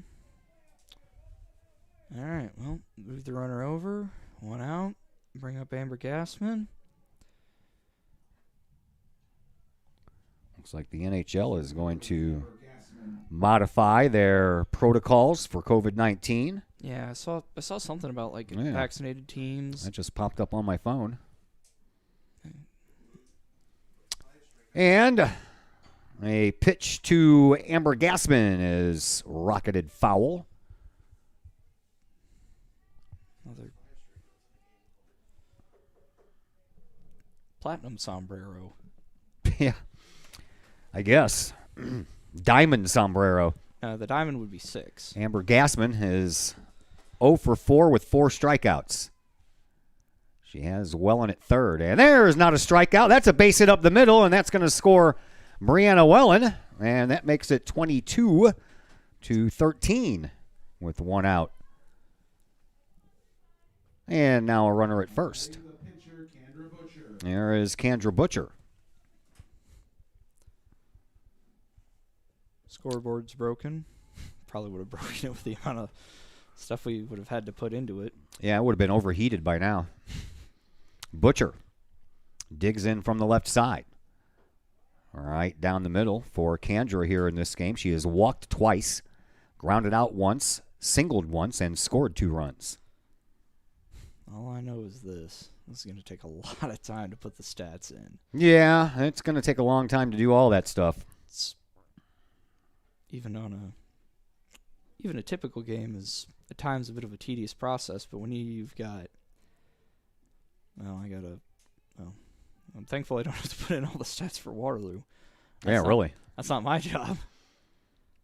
Strike on a high pitch to Butcher, and it's 1 ball and 2 strikes to Kendra. She's in a hole. Jerica Asbeck waits on deck. 1 out. 22-13.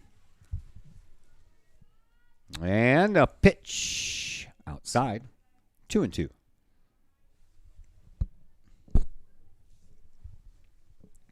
I have decided that there's not going to be a post-game show. I am starving and I need to get some food. So I will apologize early to Cullip Jennings Florist. And a swing and a foul ball. Cullip Jennings, they're very busy anyway. the day before Mother's Day. You know that there's all kinds of people that have waited till the last minute. If you're one of those people, then you need to give Cullip Jennings a call too, and you can do so at 344-0404 or online, cullipjennings.com. That's a base hit down the first baseline, and Butcher is on. Stopping at second is Gassman, and Collinsville has runners on first and second with one out. And we'll bring up Jarek Asbeck, and now you've got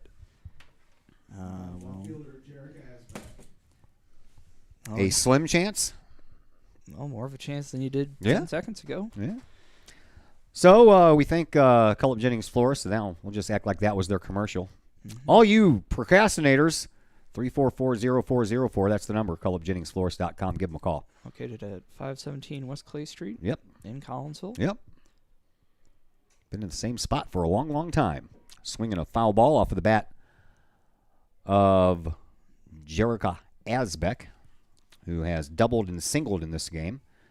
She's also struck out and hit into a double play. Next pitch, inside and high.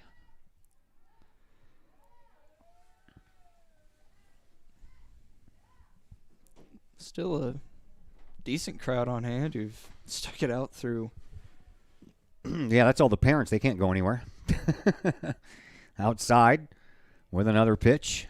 Well, looks like there's still a decent amount of Waterloo people here. Having made the about 40-minute drive up Route 3 and then 255. And the next pitch on the way. And another base hit. Collinsville is going to keep the hit parade going. That ball is off the glove of Juan, and that is going to allow 2 runs to score. So you can count the base hit for Asbeck. Make it 22-15. And I don't think that, well, I know for sure that Butcher wouldn't have scored. Gassman was on her way around third at the time, so we'll give Asbeck the RBI single, but an error will allow the other run to score. Okay. And Asbeck is on second base all by herself now with a couple more runs across the plate. 22-15. Kahok's trail by 7. This is, I don't. Well, I wonder what the record for most combined runs in a softball game. I don't know. There was a baseball game over in Missouri earlier this year that was 26-12. Rafalowski up to the plate. Alexi has scored a couple of runs in this game. She's been hit by a pitch, reached on an error, singled, and struck out. Next pitch on the way. Swing and a chance for the second baseman, but she olays it. And all the way from second base, Asbeck's going to score. Make it 22-16. It's possible. You never can tell. That's why they play the games. Bring up Hard to believe that this game could have been a 15-run ruled 4-inning game and a 10-run ruled 5-inning game, but here we are in the 7th, and Collinsville still fighting here. With 38 runs in about an hour and a half later. Here's Mackenzie Young, who homered earlier, and that shot's down the third base side foul. Young has singled, doubled, and homered, so she needs the triple for the cycle. She also reached on a fielder's choice back in the 4th, has scored 3 runs, knocked in 4 runs. And she has a runner on at first base and only 1 out. Well, I said that this was going to improve everybody's batting average. See how much exactly. And on their way to second base on a ball in the dirt is Alexi Rafalowski. Well, still got a ways to go. You're still down by 6. 6 to tie, 7 to win. You got 2 outs. 1. Well, yeah, 2 outs to play with. 2 outs to play with, yeah. Crazier things have happened. Next delivery. Bouncing ball right past the pitcher. Over to the second baseman in time for the out. And over to third base is Rafalowski. So the Kahawks are down to their final out. As that play actually goes 1-4-3 off of the pitcher's glove to the second baseman. Over to first. And R.J. Simpson will come to the plate. For the Sixth time. sixth time. She's going to try to keep it going outside. Well, the screen would probably trust Rafalowski to make it home with her speed. RJ is the 8th batter to bat here in this inning. Let's keep it going. It's been Something. something. Yeah, that's a word for it. That one's right down the middle.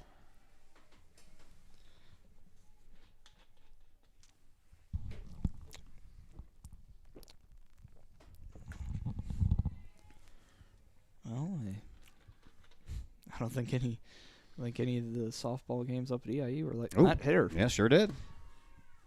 The Chuck Knobloch Award. I think that's her 9th hit by pitch of the year. Yeah, she led the team in hit by pitches, that's for sure. Now batting shortstop, Riley Doyle. Here is Riley Doyle, the 9th Lady Kahok to bat in this inning. Home run would make it 22-19. Sure. Sure. Ball in the gap would make it score 1 anyway. There's the pitch. Swing and a miss. Brianna Wellen led this inning off, and she's in the on-deck circle.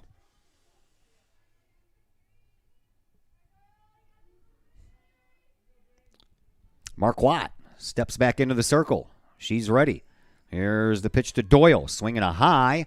Fly ball. On the move is Maddie Davis in center field. She has it, and that is how the game comes to a close. And the final score, 22-16 in favor of Waterloo. Waterloo takes both games of the doubleheader after winning the first one 14-4.